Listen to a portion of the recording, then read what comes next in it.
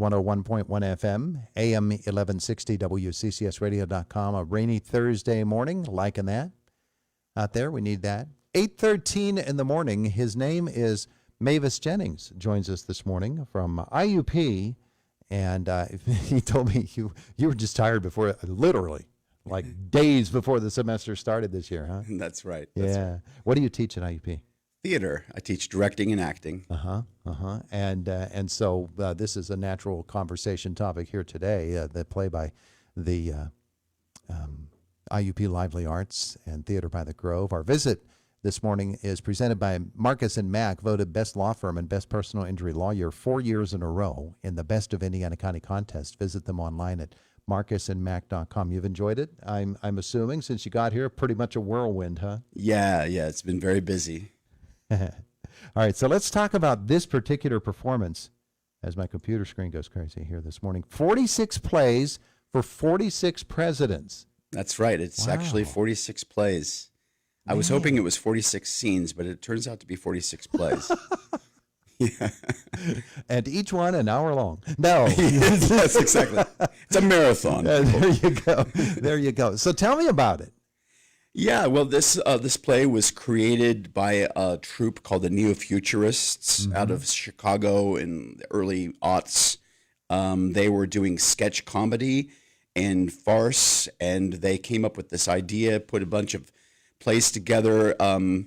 At one point, they were sort of like having the presidents being listed and pulled out of a hat, and then they would just sort of impromptu create improv scenes on the plays on the presidents after doing research on each one of them. And then they compiled an actual piece and published it, and there's been schools putting it on.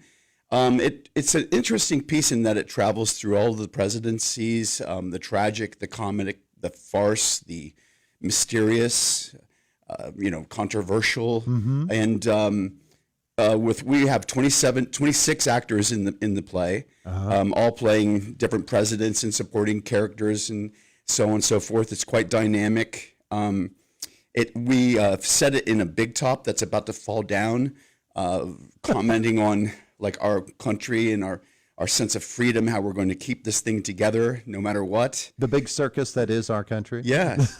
And it's a very fun piece.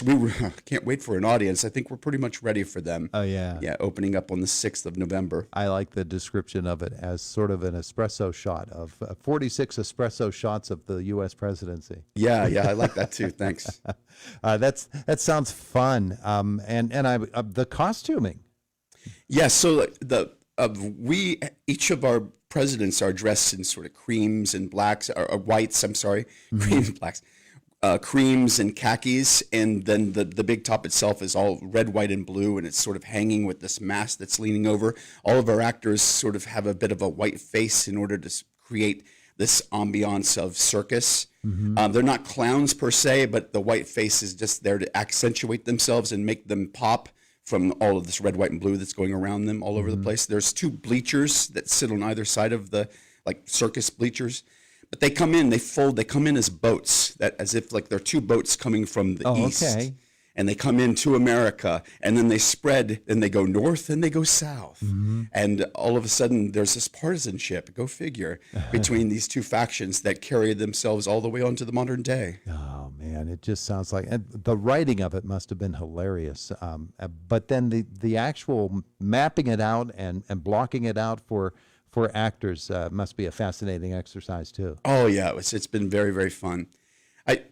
For myself, I was an artist with Cirque du Soleil for around 20 years on tour, and I was drawing a lot from using large cast tableaus from that work in order to create the various scenes. And what I love about it is that it never really stays in one place. Just like our history, it's constantly moving and flowing. And also the play taught me as well that our country has always had its ebbs and flows, its tragic moments, its comedic moments, quite frankly, and that modern times where we are constantly sometimes feeling as if things are really intense today, not like they used to be. And the play sort of teaches us that things are pretty much have always been this crazy mix in our country. That's what freedom is. It's chaotic. So you've got 26 actors. who are doing this. And I would assume that with young actors such as that, you present something like that, there are two things they could do. They could either react like, this is cool, I can't wait, or they could step back and say, oh man, that seems awful hard. Or you could probably mix those two reactions together. Tell me about this group of young men and women and how they approached it. So I was in the door at IUP around 3 days before the semester started, and 2 days after that, I was auditioning for this piece. And the enthusiasm in the room was insane. I would say we had around 30 people at the audition, so I took 26. They were just bouncing off the walls with energy, so excited about the season, so excited about the show. Afterwards, I went into the room with Dr. Carrie Cole and Nancy Pipkin Hutchinson, and they said, who do you want to take for the show? And I said, well, I'd like to take all of them. And they said, well, okay, do it. Which surprised me because I thought, well, that means 30 costumes. That means, Sure. But they were very supportive in me bringing every single actor in. In the play itself, it says this play could be put on with 5 people, 5 actors, sorry, or 150 actors. I'm not really sure how you would do that. But so we're doing it with 26, and it gives me a lot of levity in creating very large pictures, say like, JFK's presidency and, all the stuff we know about that in our heritage, like how many large pictures I can create throughout his entire life and subsequent assassination. And it really creates beautiful moments to have all these bodies on stage. And they're so in. These kids are great. Yeah. Yeah. I bet. My goodness, it sounds like so much fun. So the play, 46 Plays for 46 Presidents, is going to be happening when?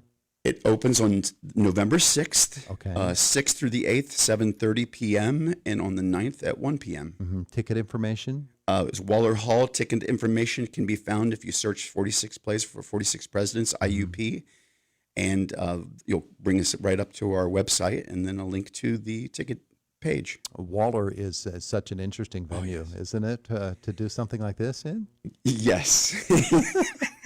I said interesting. Challenging might be the word too, but well, I'm so fascinated with that space.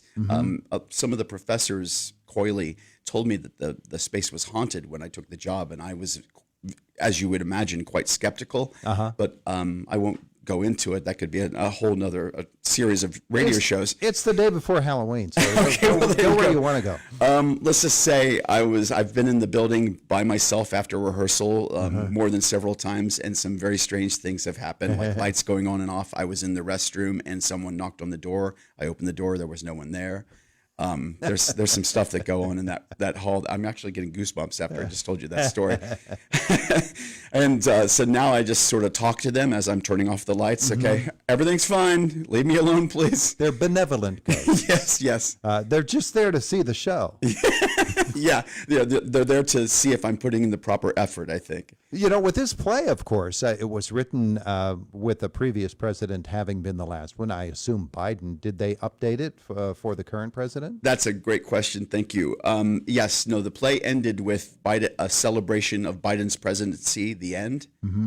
And I petitioned the writers, Andy Bayotis, the chief writer of the Neo-Futurists, and requested that I might be allowed to add a little moment there at the end to bring in Trump again. And I gave them my thoughts and ideas, even the paperwork in which, what I was thinking about doing, and they gave me all a thumbs up, all 6 writers. Oh, yeah. So, yeah, we're going to have a little moment there at the end with Trump and Biden debating, which goes into the end where all the presidents review their lives and we raise the torch of freedom on the Statue of Liberty at the end. Nice. To bring some hope. Yeah. Mavis Jennings is our guest, directing at IUP 46 Plays for 46 Presidents, and we'll get that information about show dates and tickets again out to you before we're done here this morning in a couple of minutes. But as you thought about this and going into it, was this something that you had experienced before this particular play? Had you heard of it? Had you read it? Had you seen it? I'd never heard it, read it, or seen it. No. So you were able to bring your own fresh eyes to it. Yeah, I just dove in head first. Yeah. Yeah. Yeah. And you're right, what you said previously. Some of these presidencies can be pretty funny. Some of them can be pretty darn serious. Yeah. And so they sort of like they're a trip through American history. But it is coming up next weekend. So give us again, the show dates are. Show dates are November 6th through the 8th at 7:30 p.m., November 9th at 1 p.m. in Waller Hall, IUP. And you can get your tickets by. Going to the IUP Theater website. There you go. IUP Lively Arts has all that information for you. That's Lively Arts at IUP. Very good. Hey, thank you so much for coming. Thank you. Very nice to meet you this morning. I'm glad that you came. It's 8:23 in the morning. It's Indiana in the morning on WCCS 101.1 FM, AM 1160, and WCCSradio.com. That's iup.edu/lively arts. It's 8:23. And coming up a couple of moments away from now, it is a visit with Boomer. Got Boomer Sports on the way. And then Matt is with us from the WCCS newsroom. In our next half hour, a visit with Aaron Ludwig and Rob Heinrich, the United Way of Indiana County. They've got their Monster Mash Trivia that's happening tonight, and Pancake and Sausage Day for the United Ways coming up on Election Day as always. We talked to Steve Osborne and Maria Phillips about Four-Footed Friends and what they have going at 9:10 this morning. We had a 9:45 guest. Unfortunately, they took ill this morning and will not be able to be with us, so we'll reschedule them, and we'll find something else to do at 9:45. It's 8:24 now. It's Indiana in the morning on WCCS 101.1 FM, AM 1160, WCCSradio.com. Here's Boomer.